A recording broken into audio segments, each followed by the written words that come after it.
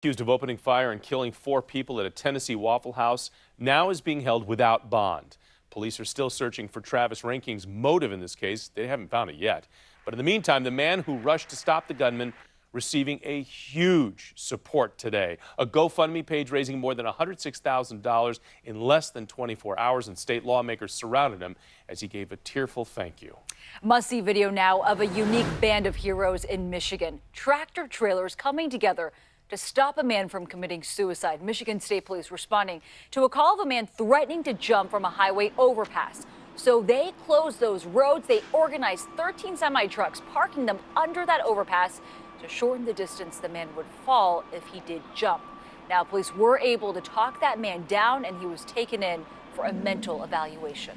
7 is on your side now with a consumer alert, and there's new fallout from that massive data breach at Yahoo. About 500 million users' information stolen by Russian hackers. That was back in 2014. The company apparently knew about it days later, but they didn't tell anybody about it until 2 years later. The company now will be paying up $35 million to settle charges that it misled investors. And now it appears there's a new way to get a delivery from Amazon. First, they can put it on your porch, then they can put it in your house. Now they can put it in your car for free. And here's how it works. Prime members can place an order and select the in-car shipping option. The delivery driver gets a unique passcode that actually unlocks your car so they can place the package inside. You have to have a 2015 or newer connected Chevrolet, Buick, GMC, Cadillac, or Volvo. But this is just the beginning. I think it's a really cool idea. I would definitely be interested in learning more, and I'd also be interested in learning, what can they deliver into your car? It's Amazon, so they can deliver anything. Amazon says that they won't deliver anything that's too heavy, too big, or too expensive. The service is available right now all over the D.C. metro area. Sounds like the future. And speaking of which, this is a futuristic way to learn about history. A robot may greet you the next time you visit a Smithsonian. Meet Pepper. Standing at 4 feet tall, 6 museums now testing how the technology can help visitors. Pepper can sense when you're close by and start talking, answering questions, telling stories, or translating phrases from different languages. It's a smart robot. It is.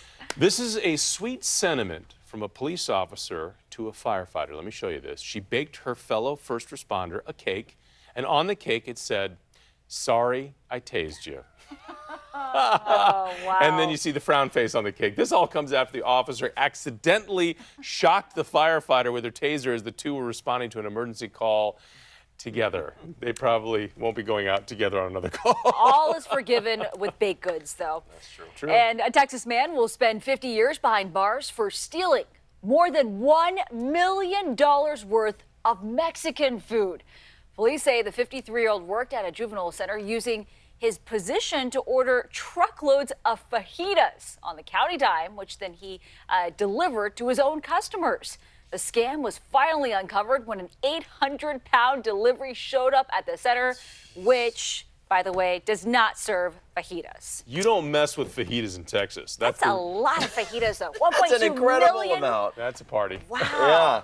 Yeah, and that's the day that he went, oh no, I was supposed to be, the stupid criminal type stuff. Don't forget the guacamole, though. Yeah, or sour cream, same thing. Yeah. Hey, let me show you what's going on. So kind of a rainy night out there tonight. It's been continuing, showing some signs of breaking up, but there's some water on the lens there down at the National Harbor. Temperatures, they have not moved much at all. We're 55 right now, Reagan National.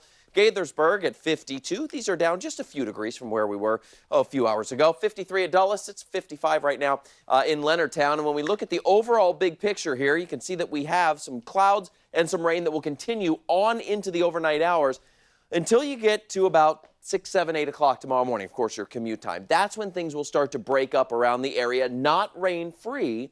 I think roads are going to be wet, but not as widespread as it is out there right now. And then as we look at our forecast tomorrow, it's hit and miss showers. We keep it generally cloudy throughout the day. This is noon. Let me take you to 3 o'clock.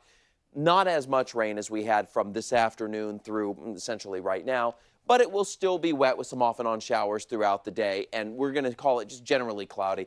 Maybe a few breaks into the late afternoon, early evening. Otherwise, it's just going to be some showers before we clear out for our day Thursday. So the rest of this evening, we'll keep temperatures in the 50s. They're not going to move much at all. Rain right now, less rain by 3 o'clock. By 6 o'clock, it's more scattered showers. And then as you head out early tomorrow, sunrise, by the way, 6:18 tomorrow morning. We'll have showers around throughout the day with a high temperature. Warmer than today, mid and upper 60s is what we're expecting. I'm loving this 7-day forecast. On Thursday, we're dry, 68, beautiful. I mean, very similar to what we had on Sunday, which was gorgeous in my book. 69 was our temperature then.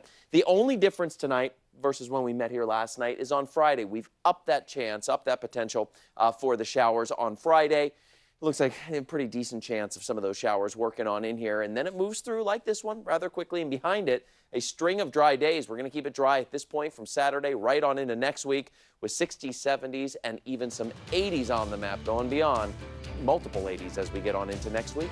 You're watching ABC 7 News here at 11. We'll be right back.